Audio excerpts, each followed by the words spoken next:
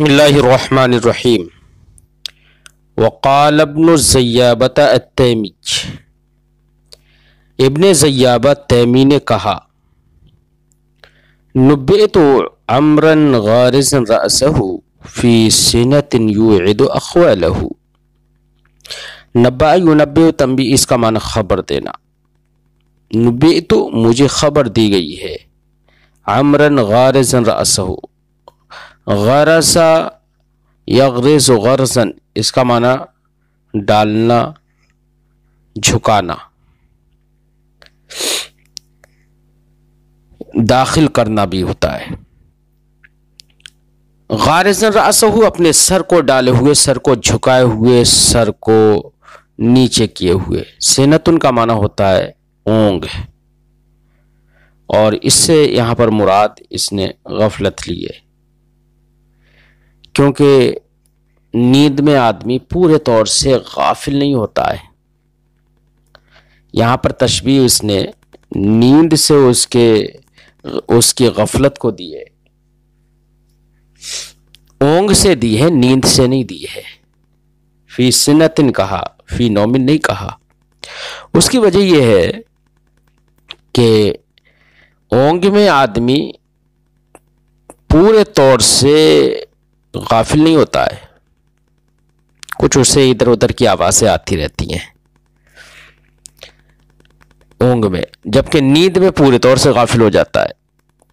تو اس سے اشارہ کرنا ہے شاعر کا اس بات کی طرف کہ عمر ہے تو عقل مند ہے، لیکن عاقبت اندیش نہیں ہے۔ اس کی طرف اشارہ کرنے کے لیے اس نے غارزا رأسہ فی سنۃ کہا۔ سنتن کا معنی نیند، جیسے قرآن پاک میں ہے لا تأخذہ سنۃ ولا نوم۔ اخوال، یہ خال کی جمع ہے، خال کا معنی ہوتا ہے ماموں۔ یوعد او وعد یوعد، دھمکی دینا۔ کہتا ہے مجھے خبر دی گئی ہے کہ عمر اونگ میں اپنا سر ڈال کر، یعنی غافل ہو کر، اپنے ماموں کو دھمکی دے رہا ہے۔ وَتِلْكَ مِنْهُ غَيْرُ مَامُونَةٍ أَنْ يَفْعَلَ الشَّيْءَ إِذَا قَالَهُ۔ تِلْكَ یعنی وہ دھمکیاں، منہ عمر کی جانب سے، غیر مامونۃ یعنی معمون نہیں ہے، یعنی متوقع ہے۔ ان یفعل الشیء اذا قالہ، کہ وہ شے کو کرتا ہے، اذا قالہ جب اس کو کہتا ہے۔ اور یہ دھمکی اس سے متوقع ہے، کیونکہ وہ جو کہتا ہے کر کے دکھاتا ہے۔ شاعر اپنے بھانجے پر طنز کر رہا ہے، گویا کہ وہ کہتا ہے یہ منہ اور مسور کی دال، یعنی وہ ایسا نہیں کر سکتا، یہ طنز کے طور پر ہے۔ الرمح لا املأ کفی بہ والبلد لا اتبع تسوالہ۔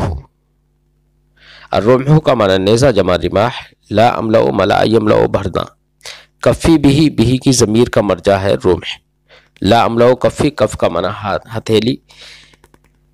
واللبد، اللبد کا معنی ہوتا ہے نمدہ، جو اس پر گھوڑے پر رکھا جاتا ہے اور اس پر بیٹھا جاتا ہے۔ لا اتبع تزوال، تزوال کا معنی ہوتا ہے زائل ہو جانا۔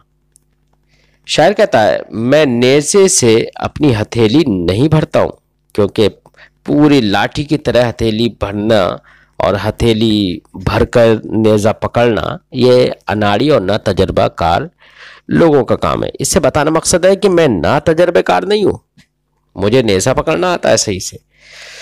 میں نیزے سے اپنی ہتھیلی نہیں بھرتا، اور نمدے کے گرنے سے میں نہیں گرتا۔ نمدہ گر جائے تو کوئی بات نہیں، لیکن میں ایسا شہسوار ہوں، نمدہ گر جائے تب بھی میں گھوڑے کی پیٹھ پر برقرار رہتا ہوں۔ وَالدِّرْعُ لَا أَبْغِي بِهَا ثَرْوَةً كُلُّ امْرِئٍ مُسْتَوْدِعٌ مَالَهُ۔ الدِّرْع کا معنی زرہ جمع درون، لا ابغی بها ثروة، ثروت کا معنی مالداری، بغا یبغی چاہنا۔ کل امرئین ہر انسان، مستودعن، مستودعن کا معنی ہوتا ہے محافظ، حفاظت کرنے والا۔ مالہ، مالہ مال، اپنا مال کو، اس میں یہ بھی ہو سکتا ہے مال یہ الگ لفظ ہے اور ہا ضمیر ہو، اور یہ بھی ہو سکتا ہے ما الگ ہو اور لہو الگ ہو. تو مانا ہوگا میں زرا کے بدلے مال حاصل نہیں کرتا اور دولت حاصل نہیں کرتا، دولت نہیں چاہتا زرا کے بدلے کہ زرا کو بیچ دوں. زرا بولا ہے لیکن اس سے مراد ہے مطلقاً ہتھیار. میں ہتھیاروں کو بیچ کر دولت نہیں چاہتا کیونکہ یہی میرا سرمایہ ہے. اور کل امرئ مستودع مالہ، ہر انسان اپنے مال کی حفاظت کرتا ہے، اپنے سرمایہ کی حفاظت کرتا ہے، اپنے مال کی حفاظت کرتا ہے. ایسے میں بھی اپنے مال کی حفاظت کر رہا ہوں، یہ بھی میرا مال ہے. اور یہاں پر مالہ میں ماں کو الگ مانے موصولہ اور لہو الگ مانے تو مانا ہوگا اور ہر انسان حفاظت کرتا ہے اس چیز کی مالہ جو اس کے لیے ہوتا ہے. اور میرے لیے تو چونکہ یہی ہے تو میرا یہی سرمایہ ہے. انک یا عمرو وترک الندى کالعبد اذ قید اجمالہ. انک یا عمر، بے شک تو اے عمر، وترک الندى، واو بمعنی مع، اے مع ترک الندى، یہ معنی ہوگا.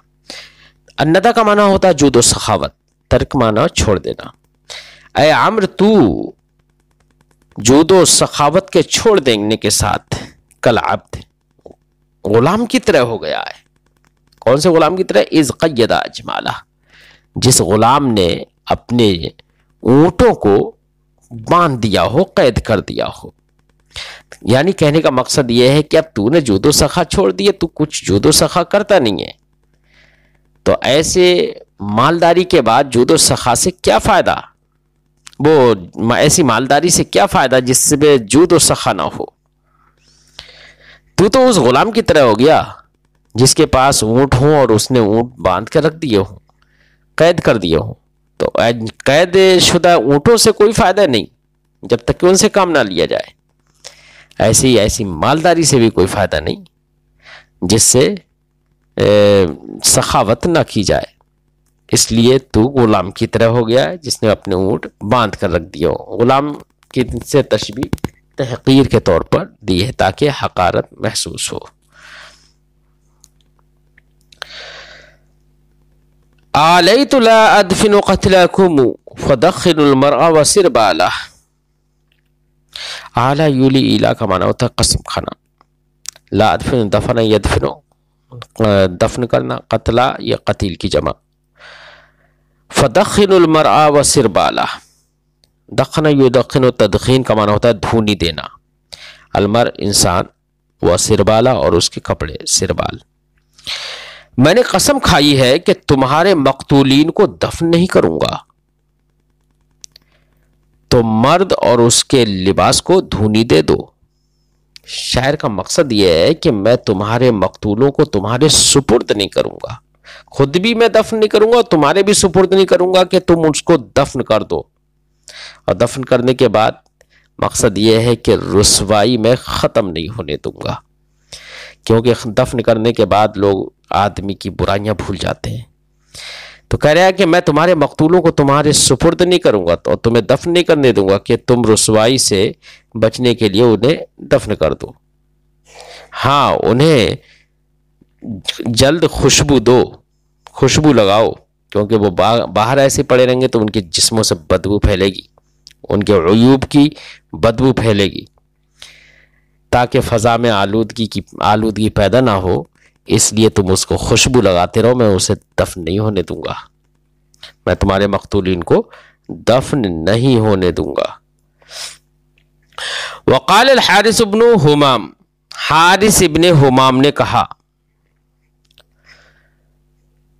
ابن زیابت ان تلقنی لا تلقنی فی النعم العاصبی.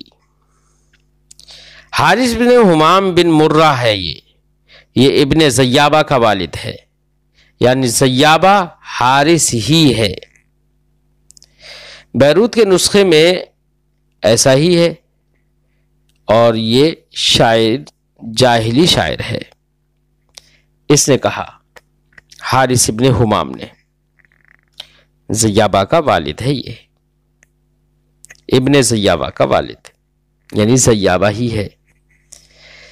کہتا ہے، ایبن زیابت ان تلقنی لا تلقنی فی النعم العاصبی، اے ابن زیابہ، ان تلقنی اگر تو مجھے پائے گا، لا تلقنی تو تو مجھے نہیں پائے گا، تو مجھ سے نہیں ملے گا، فی النعم العاصب، النعم کا معنی ہوتا ہے چوپائے، اور عازب کا معنی ہوتا ہے دور کیے ہوئے۔ در حقیقت عازب اس اونٹ کو کہہ دیتے ہیں جس کو کھجلی کی بنا پر اونٹوں سے باہر کر دیا جاتا ہے۔ یہاں پر مراد ہے وہ چوپائے جن کو گھر سے دور کر دیا گیا ہو، اور گھر سے دور جن کو چرایا جاتا ہو۔ شاعر کہتا ہے اے ابن زیابہ، اگر تو مجھ سے ملے تو گھر سے دور چرنے والے اونٹوں میں نہیں ملے گا، کیونکہ میں چرواہا نہیں ہوں، اونٹوں کو چراتا نہیں ہوں۔ اگر تو مجھ سے ملنا چاہے گا نا تو اونٹ چرنے والے اونٹوں میں نہیں ملوں گا۔ وَتَلْقَنِي يَشْتَدُّ بِي أَجْرَدُ مُسْتَقْدِمُ الْبِرْكَةِ كَالرَّاكِبِ، اور تو مجھے پائے گا اس حال میں کہ مجھ کو ایک بے بال گھوڑا، مستقدم البرکہ، البرکہ کا معنی ہوتا ہے سینہ، جس کا سینہ چوڑا ہے، ایسا بے بال گھوڑا مجھ کو تیزی سے لے جا رہا ہوگا۔ اشتدہ بھی، مجھ کو اشتدہ یشتدی تیزی سے لے جانا، بے بال والا گھوڑا،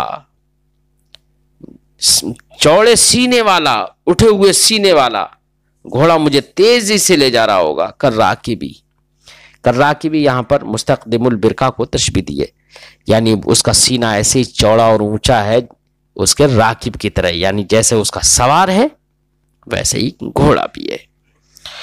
اور تو اس حال میں مجھ سے ملے گا کہ کم والوں والا، اپنے سوار کی طرح ابھرے ہوئے سینے والا گھوڑا مجھے تیزی سے لے جا رہا ہوگا۔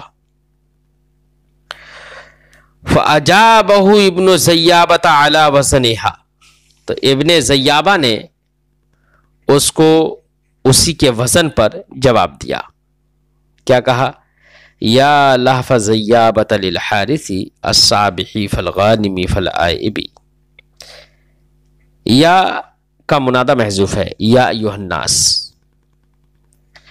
اور جواب ندا بھی محذوف ہے۔ یہ اصل عبارت ہے یا ایھا الناس تعجبوا یا اعجبوا لہف ابن زیابۃ، یہ اصل عبارت ہوگی۔ لہف کا معنی ہوتا ہے حسرت۔ کہہ رہا ہے کہ اے لوگو تعجب کرو زیابہ کے حسرت پر، زیابہ کے افسوس کرنے پر، ذرا جو کہ افسوس حارث کی وجہ سے آیا ہے۔ الصابحی فالغانم فالآئب، صبح میں آنے والا ہے، صبح میں آتا ہے، فالغانم اور مال غنیمت اکٹھا کرتا ہے، لوٹ مار کرتا ہے، فالآئب اور لوٹ جاتا ہے۔ کہہ رہا ہے اے لوگوں، حارث کی وجہ سے ابن زیابہ کے سخت افسوس کرنے کو ذرا دیکھو تو، جو صبح کے وقت آیا لوٹ مار کر کے واپس چلا گیا۔ واللہ لو لاقیتہ خالیا لآب سیفان مع الغالب، کہہ رہا ہے کہ خدا کی قسم، لو لاقیتہ خالیا، خالیا کا معنی تنہائی، اگر میں اس سے تنہائی میں ملتا، لآب، آب یا ابو لوٹنا، لآب سیفانا تو ہماری تلواریں لوٹتی، مع الغالب، غالب کے ساتھ، اور غالب چونکہ میں رہتا اس لیے تلوار ہمارے ساتھ تلواریں لوٹتی۔ تلوار بولا ہے لیکن اس سے مراد ہے سامان جنگ، تو سامان جنگ سب ہمارے ساتھ لوٹتے، کیونکہ ہم غالب ہوتے، جو غالب ہوتا ہے وہی سارا مال کو سمیٹ کر لے آتا ہے۔ اللہ کی قسم اگر میں اس سے تنہائی میں ملتا تو ہماری تلواریں غالب آنے والے کے ساتھ لوٹتی۔ انا ابن زیابۃ ان تدعونی آتیک والظن علی الکاذب،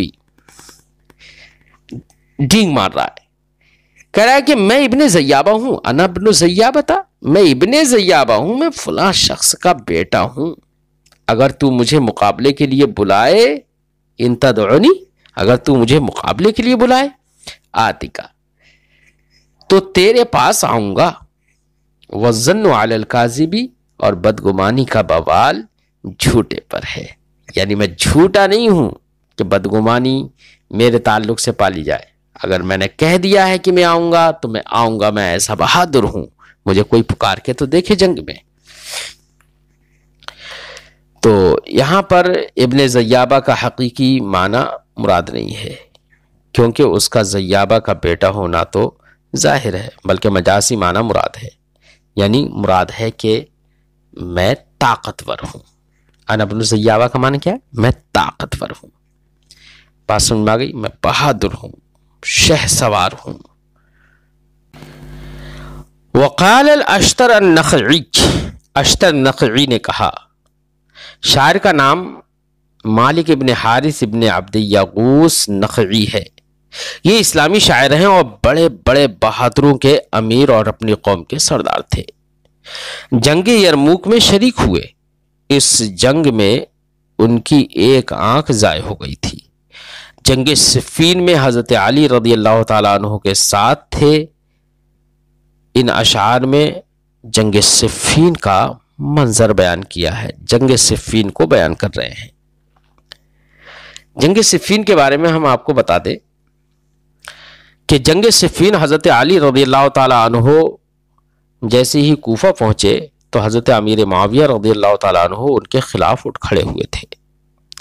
شامی لشکر ان کے ساتھ تھا. ادھر حضرت علی کوفہ سے نکلے ماہ صفر 37 ہجری میں.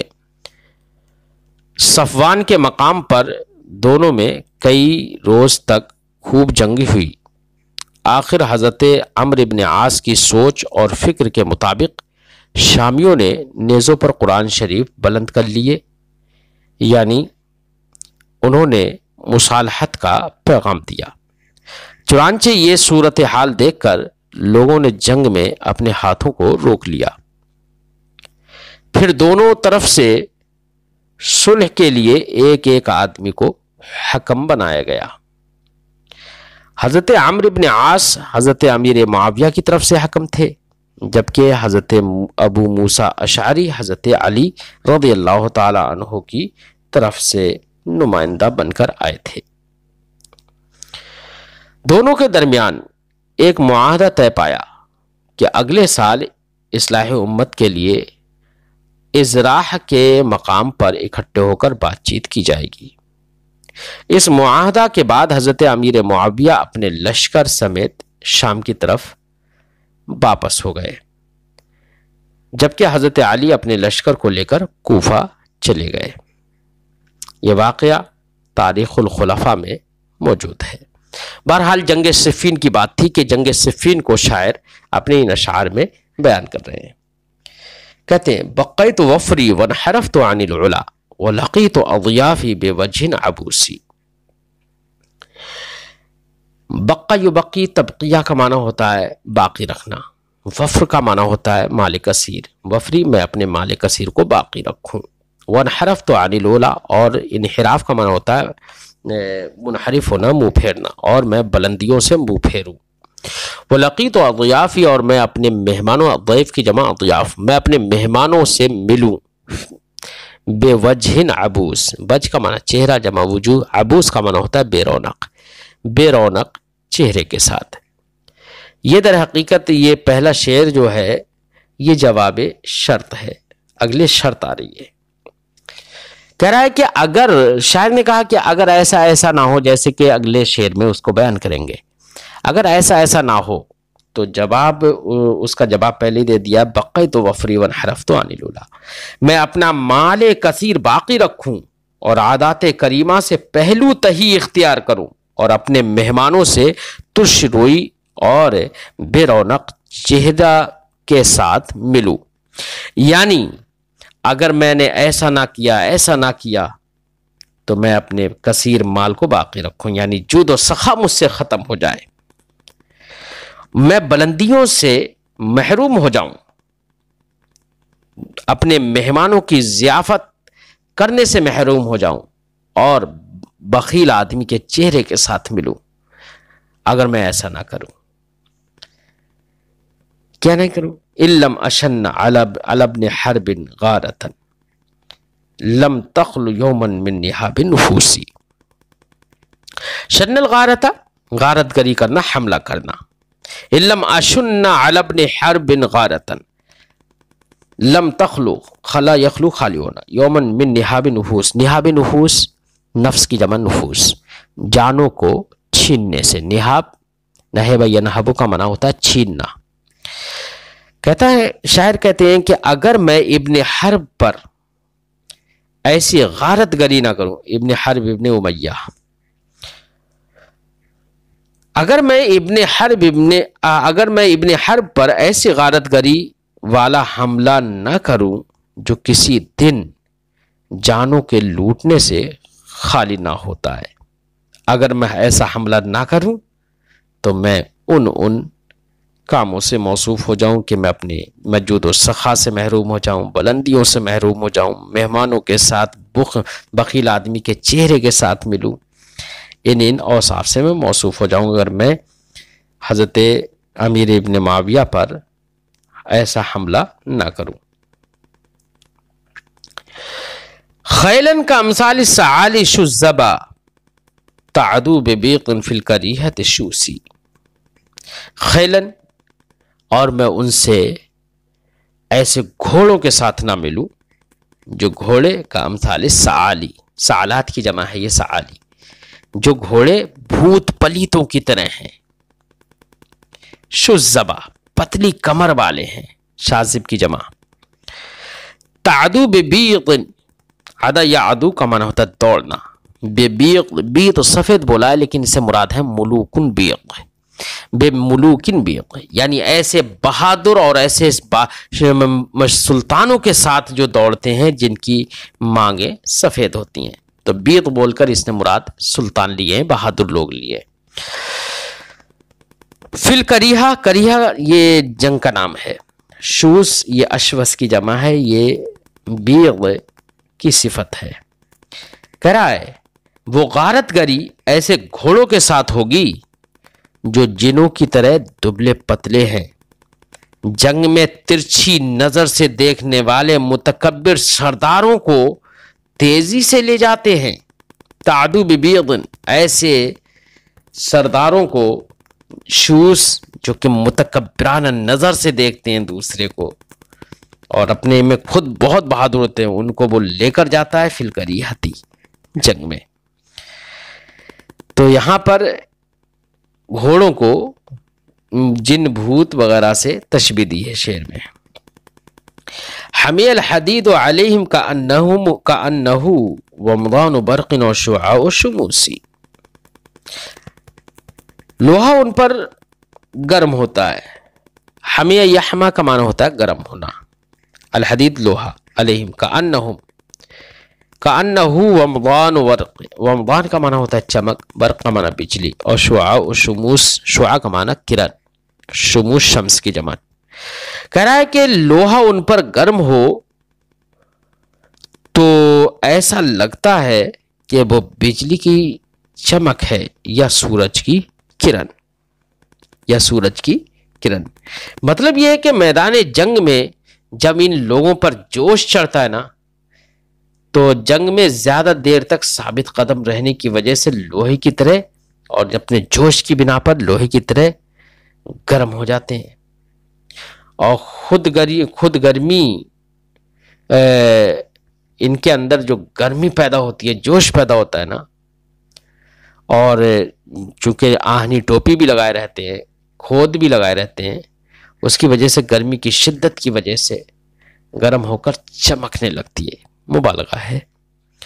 تو شاعر نے ان کی چمک کو بجلی کی چمک یا سورج کی شعاع اور کرن سے تشبیہ دی ہے. وقال معد بن جواس الکندی، معد بن جواس کندی نے کہا، شاعر کا نام معدان ابن جواس کندی ہے. شاعر کا انتقال 30 ہجری میں ہوا. یہ مخدرمی شاعر ہیں. انہوں نے زمانہ جاہلیت اور زمانہ اسلام دونوں پائے. پہلے عیسائی تھے، پھر دولت اسلام سے مشرف ہو کر دونوں جہان کی سعادتیں حاصل کی. یہاں پر ان اشعار کو یہاں پر ذکر کرنے کی وجہ یہ ہے کہ یہ لفظ و معنن سختی اور شدت پر مشتمل ہے، جس سے حماسہ کا مفہوم ظاہر ہوتا ہے۔ شاعر نے کہا ان کان ما بلغت عنی فلا منی صدیقی وشلت من یدی الانامل وکفنت وحدی منذرا فی ردائه وصادف حوتا من اعادی قاتل۔ ان کان ما بلغتا اے ان کانا صادقا ما بلغتا، تو ما بلغتا یہ کانا کا اسم ہے، صادقا اس کی خبر محذوف ہے۔ ان کانا ما بلغتا عنی، اگر وہ خبر جو تجھ تک پہنچائی گئی ہے میری طرف سے اگر وہ خبر سچی ہے، فلامنی صدیقی، تو میرا دوست اس مجھے ملامت کرے، وشلت من یدی الانامل، اور میرے دونوں ہاتھوں کی انگلیاں شل ہو جائیں، برباد ہو جائیں اگر وہ خبر سچی ہو۔ وَكَفَّنْتُ وَحْدِي، کفن و تکفین کرنا، کفن دینا، اور میں تنے تنہا اپنے بھائی منذر کو اس کی چادر میں کفن دے دوں، یعنی لوگ بھی شریک نہ ہوں اور اس کو کفن بھی نصیب نہ ہو، بلکہ ایک چادر ہی میں لپیٹ کو اسے دفن کر دوں۔ اگر میری طرف سے جو خبر تجھے پہنچائی گئی ہے وہ خبر سچی ہو تو میرے ساتھ یہ برائیاں ہوں، یعنی شاعر اپنے لیے بد دعا کر رہا ہے۔ اس کا مطلب یہ ہے کہ وہ خبر سچی نہیں ہے، یہ بتانا چاہتا ہے۔ اور میں اپنے بھائی منذر کو تنے تنہا کفن اس کی چادر میں دے دوں، وصادف حوتا من عاد قاتل، اور حوت میرے بیٹے، حوت اس کے بیٹے کا نام ہے، اور میرے بیٹے حوت کو دشمنوں میں سے کوئی قاتل جا ملے۔ کیا مطلب؟ یعنی کوئی قاتل، صادفہ بالقتل، قتل کے ساتھ ملنا یعنی قتل کر دینا، یہ معنی ہے، اور میرے بیٹے حوت کو دشمنوں میں سے کوئی قاتل قتل کر دے۔ ایسے بول رہا ہے شاعر، اپنے لیے بد دعا کر رہا ہے، اگر ایسا ہو تو ایسا ہو۔ وقال عامر بن طفیل، اور عامر بن طفیل نے کہا، عامر بن طفیل، یہ عامر بن طفیل بن جعفر بن کلاب عامری ہے۔ شاعر کا انتقال 11 ہجری میں ہوا، یہ جاہلی شاعر ہے، زمانہ اسلام پایا لیکن مسلمان نہیں ہوا تھا۔ اس نے کہا بی بی کو خطاب کرتے ہوئے، طلقتی ان لم تسألی ای فارس حلیل کی اذلاق سوداء و خزعمہ۔ در حقیقت مردان عرب اپنی بہادری کا اظہار کرتے تھے اور ان کی بیویاں اپنے شوہروں کی بہادری پر فخر کرتی تھیں، یہ عادات عرب سے ہے، تو اسی عادت کو بیان کر رہا ہے، اور شوہروں کو بھی بیویوں کے سامنے اپنی بہادری کا بیان کرنا اچھا لگتا تھا، تو بیوی سے اپنی بہادری کا بیان کر رہا ہے۔ کہہ رہا طلقتی ان لم تسألی ای فارس، تجھے طلاق ہو جائے، ان لم تسألی، اگر تو نہ پوچھے، ای فارس، کہ کون سا گھڑ سوار حلیلوں کی، حلیل شوہر، تیرا شوہر ہے، اذلاقا صداعن و خصامہ، جبکہ اس نے ملاقات کی، جبکہ اس کی مدبھیڑ ہوئی صدا اور خصام دونوں قبیلوں سے۔ اکر علیہم دعلجا ولبنا، کر رہا یکر حملہ کرنا، اکر علیہم، میں ان کے اوپر حملہ کر رہا تھا بار بار، دعلجن، دعلج اس کے گھوڑے کا نام ہے، دعلج کے ساتھ اور اس کے سینے کے ساتھ۔ یہاں پر لبان یہ جز گھوڑے کا جز ہے، ابھرا ہوا سینہ، اور دعلج پورے گھوڑے کا نام ہے، یہاں پر جز کا عطف کل پر کر دیا ہے۔ اذا مشتکا وقار رماح تحمحما، جب وہ شکایت کر رہا تھا نیزوں کے پڑنے کی، تحمحما تو آوازیں نکال رہا تھا، تحمہم کہتے ہیں آواز نکالنا گھوڑے کا ہن ہنائے بغیر۔ تو شاعر یہاں پر اپنی بیوی سے اپنی بہادری کا اظہار کر رہا ہے کہ میرا گھوڑا بھی ساری پریشانیوں کو جھیلتا چلا جا رہا تھا۔ چلیے ترجمہ کر دیتے ہیں۔ اگر تو لوگوں سے معلوم نہ کرے کہ تیرا خاوند کیسا شہ سوار ہے، تیرا شوہر کیسا شہ سوار ہے، جب اس نے قبیلہ سدا اور خزعم سے جنگ کی تو تجھے طلاق ہے اگر تو نہ پوچھے۔ اکر علیہم دعلجا ولبانا، میں ان پر دعلج گھوڑے اور اس کے سینے سے بار بار حملہ کر رہا تھا۔ اذا مشتکا وقع الرماح تحمحما، جب وہ کثرت سے لگنے والے نیزوں کی شکایت کرتا تو آہستہ سے آواز نکالتا ہنہنانے کے بغیر۔ وقال زفر بن الحارث، زفر ابن حارث نے کہا، شاعر کا نام زفر ابن حارث کلابی ہے، شاعر کا انتقال 75 ہجری میں ہوا اور یہ جلیل القدر تابعی ہیں، جنگ صفین میں حضرت امیر معاویہ رضی اللہ تعالیٰ عنہ کے ساتھ تھے۔ ان اشعار کا پس منظر یہ ہے کہ ملک شام میں مرج راہد کے مقام پر بنو قلب اور بنو قیس کے درمیان لڑائی ہوئی۔ بنو قلب تغلب بن وائل اور یمن کے تمام لوگ مروان ابن حکم کے ساتھ تھے۔ اس جنگ میں ضحاک ابن قیس فہری جو کہ بنو قیس کے سردار تھے قتل ہو گئے اور یہ شاعر میدان جنگ سے فرار ہو گئے۔ اس جنگ کو اس شاعر نے اپنے ان اشعار میں بیان کیا ہے، کیونکہ بھاگ گئے تھے تو مد مقابل غالب آ گیا تھا، تو اس لیے یہاں پر اپنی کمزوری کو اور مد مقابل کی بہادری کو ان اشعار میں بیان کیا ہے۔ کہتے ہیں وَكُنَّ حَسِبْنَ كُلَّ بَيْضَاءَ شَحْمَةً لَيَالِيَ لَاقَيْنَ جُزَامَ وَحِمْيَرًا۔ حسبہ یا حسب و سمجھنا، بیضاء سفید، شحمتن کا معنی چربی کا ٹکڑا، لیالیہ ان راتوں، لاقین جزام و حمیر، یہ جزام و حمیر یہ دونوں قبیلوں کے نام ہیں، لاقینا مدبھیڑ کی ہم نے، ہم ہر سفید چیز کو چربی سمجھ بیٹھے تھے جن راتوں ہم نے قبیلہ جزام اور حمیر سے جنگ کی تھی، یعنی ہم نے بہادروں کو کمزور سمجھ رکھا تھا،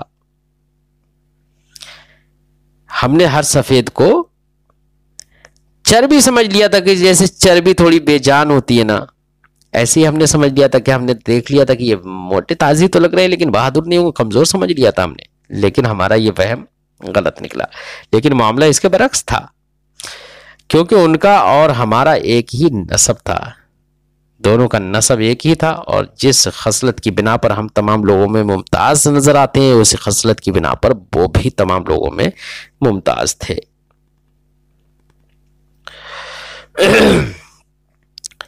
فلما قرعنا النبع بالنبع بعضه ببعض ابت عیدانه ان تکسرا۔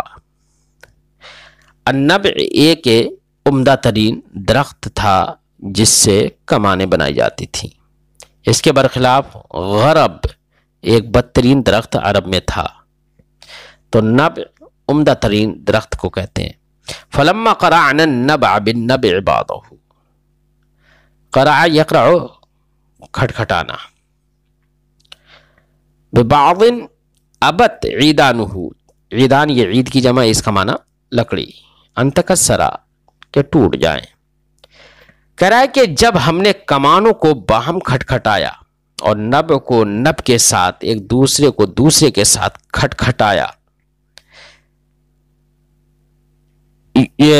تو اس کی لکڑیوں نے ٹوٹنے سے انکار کر دیا، یعنی اتنی مضبوط لکڑیاں تھیں، ہم نے اپنی کمانیں ان کے کمان کے ساتھ جب ٹکرائیں تو دونوں کی لکڑیوں نے ٹوٹنے سے انکار کر دیا، یعنی ان کی کمانیں بھی بڑی مضبوط تھی، وہ بھی بہت مضبوط تھے، بہادر تھے، ہم بھی بہادر تھے، کیونکہ ایک باپ دادا کی اولاد تھے۔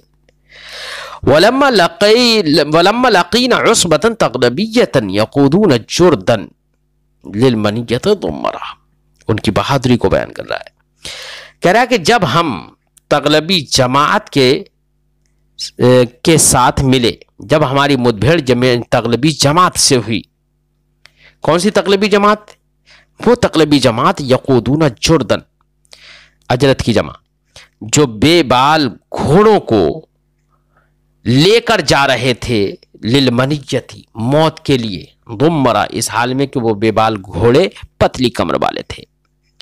और जब हमने बनु तगलबिया की ऐसी जमात से जंग की जो कम वालों वाले पतली कमर वाले घोड़ों को मौत की तरफ हाँक कर ले जा रहे थे, यानी इतने बहादुर थे कि घोड़ों को मौत की तरफ हाँक कर ले जा रहे थे, लेकिन डर नहीं रहे थे। जब उनसे हमारी मुलाकात हुई, उनसे हमारी जंग हुई, सक़ैनाहुम कअसन सक़ौना बिमिस्लिहा, तो हमने उनको जाम पिलाया, कअसन सक़ौना बिमिस्लिहा, जैसा उन लोगों ने हमको जाम पिलाया, जैसा उन्होंने हमको जाम पिलाया, जैसा उन्होंने हमें मारा वैसे ही हमने उनको मारा, मामला बराबर का रहा। लेकिन थोड़ा सा फर्क रहा, क्या? वलाकिन्नहुम कानू अलल मौत अस्बरा, लेकिन वो लोग मौत पर ज्यादा सब्र करने वाले थे, यानी हमसे ज्यादा सब्र करने वाले थे। यहां पर मौत पर ज्यादा सब्र करने का क्या मतलब है? तो इस शेर का मतलब यह हुआ कि जैसा उन्होंने किया हमने भी उन्हें वैसा ही बदला दिया, अलबत्ता उनका कत्ल ज्यादा हुआ, तो ज्यादा कत्ल हुआ तो ज्यादा मौतें हुई, तो ज्यादा कत्ल करने पर, ज्यादा मौत पर उनका सब्र ज्यादा हुआ, हमारी कत्ल कम हुए, मौतें कम हुई, इसलिए हमारा सब्र मौत पर कम हुआ।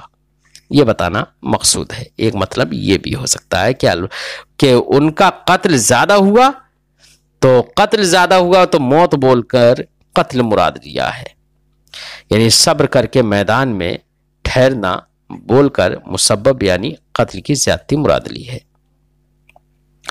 बाज ने इसका मतलब यह भी बताया है कि हम मैदान जंग से भाग गए और वो साबित कदम रहे, लिहाजा वो हमसे ज्यादा साबिर हुए।